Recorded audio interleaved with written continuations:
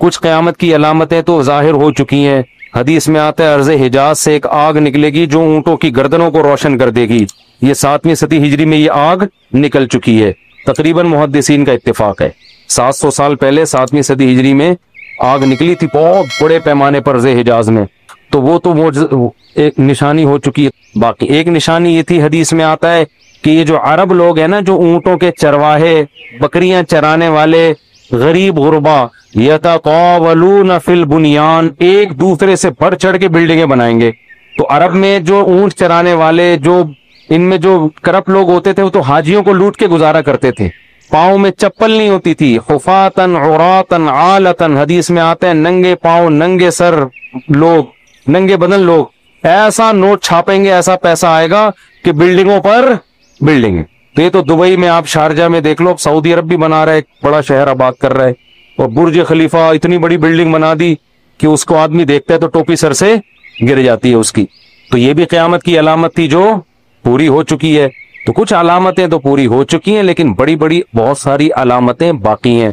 तो जिनमें एक बड़ी अलामत है, सबसे बड़ी अलामत तो दज्जाल का ज़ुहूर है, हजरत ईसा का आना है, इमाम मेहदी का आना है, याजूज माजूज का निकलना है, सूरज का मगरिब से निकलना है। बात आ गई है। तो एक दिलचस्प बात क्या है, आपने क़यामत की पहली अलामत बताई कि बांदी अपने आका को जनेगी, यानी लौंडी और गुलाम से जो बच्चा पैदा होगा वो माँ का बेटा कम और माँ का बाप बोलो ज्यादा, माँ का मौला और माँ का आका ज्यादा होगा। गुलाम की मिसाल नहीं दी, क्योंकि गुलाम मर्द होता है ना, उस पे तसर्रुफ थोड़ा सा फिर भी कम होता है, यानी वो आपकी मिल्कियत में होता है लेकिन उस पे कंट्रोल कम होता है क्योंकि आदमी है। जब औरत आपकी मिल्कियत में होती है, लौंडी, उस पे वो तो कमजोर है ना, उस पे क्या होता है, आपका तसर्रुफ ज्यादा। तो जो मुकम्मल गुलाम और बांदी थी, वो जब जनेगी जिस नस्ल को, तो होना तो ये चाहिए था कि जिसने जना है उसका मकाम ऊंचा, लेकिन जिसको जनेगी ना वो ही उस पे क्या करेगा। यानी माँ का तो ऐसा हक है ना, माँ को तो सारी दुनिया जानती है ना कि माँ ने कैसे गोद में पाला, कैसे जना, और लोग माँ के ताने देते हैं ना। हजरत मूसा अलैहिस्सलातु वस्सलाम ने जब हजरत हारून की दाढ़ी पकड़ के खींची है ना, जब हजरत मूसा अलैहिस्सलाम कोहे तूर पे गए तौरात लेने, पीछे बनी इसराइल ने बछड़े की इबादत शुरू कर दी। हारून अलैहिस्सलाम को निगरान बना के गए थे कि जरा इनकी हिफाजत करना, बड़े नालायक लोग हैं, दाएं बाएं ना हो जाए। तो जब वापस आए तो देखा कि वो क्या कर रहे हैं, बछड़े की इबादत। तो हजरत मूसा को सबसे पहले गुस्सा किस पर आया, हजरत हारून पर। अपने भाई की दाढ़ी पकड़ के खींची कि मां मना आका इधर आई था, ये गुमराह हो रहे थे, आपने रोका क्यों नहीं। तो हजरत हारून ने क्या कहा, बाप का वास्ता नहीं दिया बल्कि माँ का। ला यबना उम्मा, ए मेरी अम्मा के बेटे, ए मेरी माँ के बेटे, क्योंकि ये रिश्ता फौरन समझ में आता है, माँ का वास्ता, क्योंकि मोहब्बत की अलामत है ना। अब्बा जो है ना वो तरबियत के लिए अल्लाह ने बनाया, वो मोहब्बत वापस ज्यादा अब्बा से उम्मीदें नहीं लगाया करें। अब्बा की एक अलग वैल्यू है, वो मोहब्बत बहुत ज्यादा करते हैं अब्बा, लेकिन वो जितलाते नहीं है। वो कह रहे हैं तमीज से ज्यादा लाड प्यार दिखाओगे ना अब्बा, ये हो गया तमीज से बैठ वहां जाके आराम से, ठीक है ना। जो बात है अदब तमीज, माओ को ज्यादा अदब तमीज नहीं, माओ को लाड चाहिए होते हैं। तो इसलिए अब्बा मोहब्बत तो बहुत करते हैं, लेकिन वो आसानी से समझ में नहीं आती क्योंकि ताजीम उस पर गालिब होती है। अम्मा की मोहब्बत 2 मिनट में समझ में आ जाती है। तो जब भी वास्ता दिया जाता है किसका, अम्मा का, तो हजरत हारून भी वास्ता किसका दे रहे हैं कि भाई एक ही माँ के हम दोनों औलाद हैं, आप इतनी सख्ती तो ना करें ना, माँ का वास्ता दे रहा हूं आपको, यबना उम्मा, ए मेरी अम्मा के बेटे। तो माँ जो इतना करीबी रिश्ता है, जिसकी मोहब्बत सबको समझ में आती है, उसको गुलाम बना लेना तो ये खोपड़ी में आने वाली बात नहीं है। लेकिन हदीस में क्या आता है, कुर्बे क़यामत में बेटा क्या होगा, माँ पे हुकूमत करेगा, बेटा माँ पे हुकूमत करेगा। तो होना तो ये चाहिए था कि जो जने, वो जिसको आप जन रहे हैं वो कोई एक किस्म की लौंडी गुलाम हो, मातहत हो, लेकिन उल्टा हिसाब हो रहा होगा। तो ये भी पता चल रहा है कि अदब मार्केट से क्या होना शुरू हो जाएगा, शार्ट। मतलब हदीस का यही है कि छोटे जो है ना वो बड़ों की जगह हो जाएंगे और बड़े, और ये खुदा की कसम आज अपनी आंखों से मैं देख रहा हूं, ज्यादातर लिबरल लोगों के घरों में देख रहा हूं, दीनदार घरों में कम। बाप और माँ अपने बच्चों को स्कूलों में 15-20 हजार रुपए फीसें देकर बदतमीज बना रहे हैं, बाकायदा पैसों के जरिए। यानी स्कूलों में पढ़ा रहे हैं, मॉडर्न स्कूल है और बहुत ही मॉडर्न किस्म के स्कूल जिनमें मजहब नहीं है, बच्चा इंग्लिश में बहुत अच्छी बोल लेता है, और ठीक ठाक फीसें देके क्या कर रहे हैं, अपनी नाफरमानी पैसे देके सिखा रहे हैं। आज भी मेरे पास एक केस आया, किसी को नहीं पता चलेगा किसकी बात हो रही है।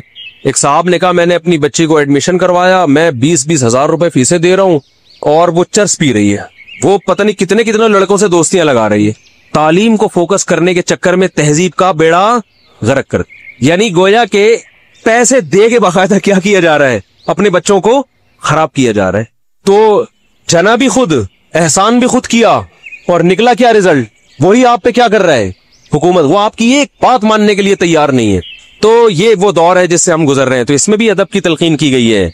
मैं जब कुछ इस तरह के लोग आते हैं ना मेरे पास, कि बाप बेटा बैठा हुआ होता है और बाप अपने बेटे की शिकायतें कर रहा होता है बड़े धीमे लहजे में कि बच्चे को गुस्सा ना आ जाए, और बेटा जवाब दे रहा होता है बड़ी ऊंची आवाज में। ये मैंने बहुत देख लिया है, बहुत देख लिया अपनी जिंदगी में। इससे मुझे फौरन वो हदीस याद आती है कि इसको बाप होना चाहिए और इसको बेटा। बाप को ये डर लगता है कि यार अब मेरी औलाद है, यार मैं कोई ऊंची आवाज से वो एकदम मीटर ना घूम जाए। देखो, ये औलाद के नालायक होने की अलामत है कि आपने अपने बाप को ये अथॉरिटी नहीं दी है कि वो आपको डांट सके।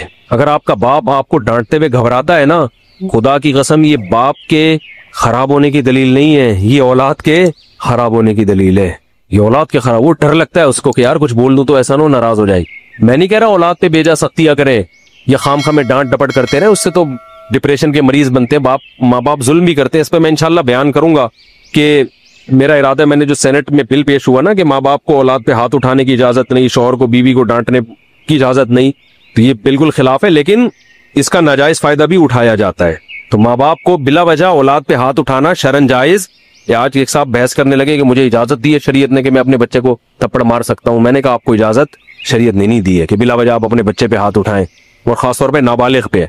नाबालिग के हुकूक इस्लाम में बहुत ज्यादा है। माँ को इजाजत नहीं अपना गुस्सा किसी और पर है निकाल किस पे रही है। मैंने माओ को देखा है, तबीयत खराब है, झुंझला रही है, बच्चे को पकड़ के तबीयत से कूट दिया उसको, वो बेचारा।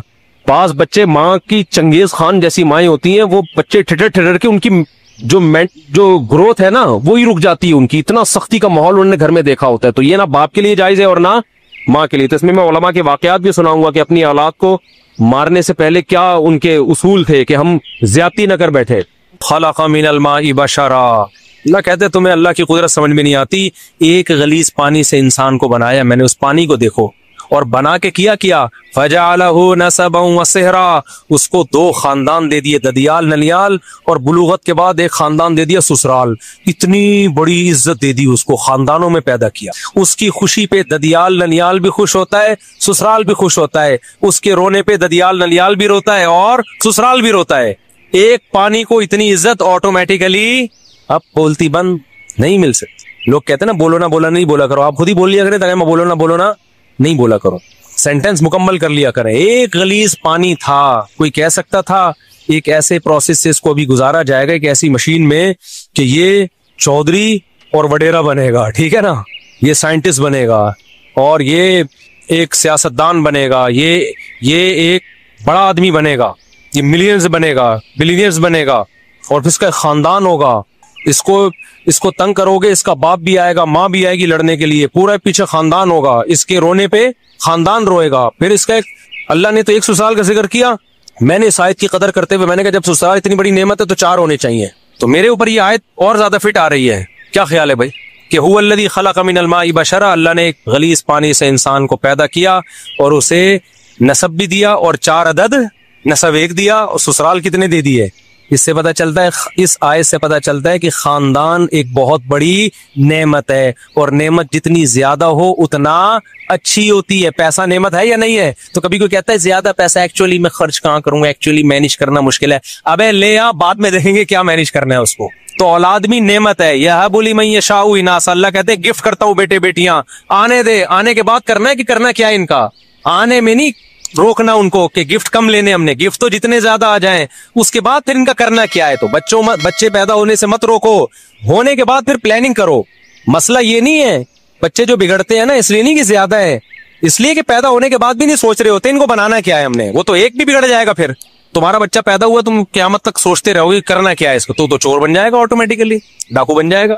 तो जो बिगड़ना होगा तो एक भी बिगड़ेगा। अगर प्लानिंग करके पैदा करने में प्लानिंग नहीं करो, पैदा तो अल्लाह की तरफ से गिफ्ट है, जितना हो अच्छा है, लेकिन जो पैदा होते जाए उसी वक्त उनको इंसान का बच्चा बनाने की फिक्र बोलो करते चले जाओगे, बिगड़े नहीं है। ऐसा नहीं चरसियों में बैठ रहा है, एक बच्चा भी चरसी में बैठेगा तो चरसी बनेगा, 18 बच्चे भी अगर भाई इंसानों में बैठेंगे तो क्या बनेंगे, इंसान के बच्चे बनेंगे। फैमिली प्लानिंग वालों ने तो बच्चे ही रोक दिए ना। तो नसब व सेहरा, कुरान कहता है ससुराल वाला बनाया, तो ससुराल भी जितने ज्यादा हो उतने क्या हैं, और नेमत है ससुराल। आप किसी, ये तो मजाक करते रहते हैं, मजाक उड़ाते रहते हैं ससुराल का, दिल भी चाहता है लेकिन अब क्या करें, मजबूर है। लेकिन वैसे कितनी इज्जत होती है जब आपका उनके घर रिश्ता ना हुआ हो, आप जाओ, कोई इज्जत देता है? जहां आपकी बात अभी शादी भी नहीं हुई, सिर्फ रिश्ता तय हो गया है, भाई दूल्हा भाई आए हैं, उनका समोसे का पूछो, ऐसा ना हो बुरा लग जाए। आपको पता है इधर बुरा, इधर इसको टेंशन दी, पार्सल किधर करेगा ये, बहन पे जाके पार्सल करेगा ये। ससुर को पता होता है दामाद को जरा सा टॉर्चर किया, मेरे सामने तो कुछ नहीं बोलेगा, ये पार्सल किधर करेगा, बेटी पे जाके गुस्सा निकालेगा। कैसी रिस्पेक्ट मिल रही होती है दामादों को, क्या ख्याल है भाई? बैठिए, आप आइए, वरना कौन घुसने देता है यार। अजनबी लड़की होती तो इज्जतदार लोग थोड़ी घुसने दें, बेगैरत तो आते हैं, आजा भाई, लेट क्यों आया तू, कब से इंतजार कर रही है। बॉयफ्रेंड जो होगा ना, तो उसमें तो अपा आजकल परेशान होते हैं जिनमें गैरत ही नहीं होती। तो कुरान क्या कह रहा है भाई, ये इस टॉपिक, ये कुरान कह रहा है ये ऑटोमेटिकली ये मुमकिन कि पानी को इतनी इज्जत मिल जाए, उसके दुनिया में आने से पहले उसके खानदानों का इंतजाम हो जाए, बुलूगत के बाद भी इंतजाम हो। ये अगर ऑटोमेटिकली हो रहा होता तो इस कायनात में इतनी ब्यूटी, इतना हुस्न नहीं होता इस कायनात। यही वजह है कि जो कुरान के मुनकिर हैं वो इस ब्यूटी से महरूम। उनके यहाँ ना ससुराल होता है, ना ददियाल होता है। एक ननियाल में एक अदद अम्मा रह गई है बस खाली उनकी, और उससे वो जान छुड़ा नहीं सकते।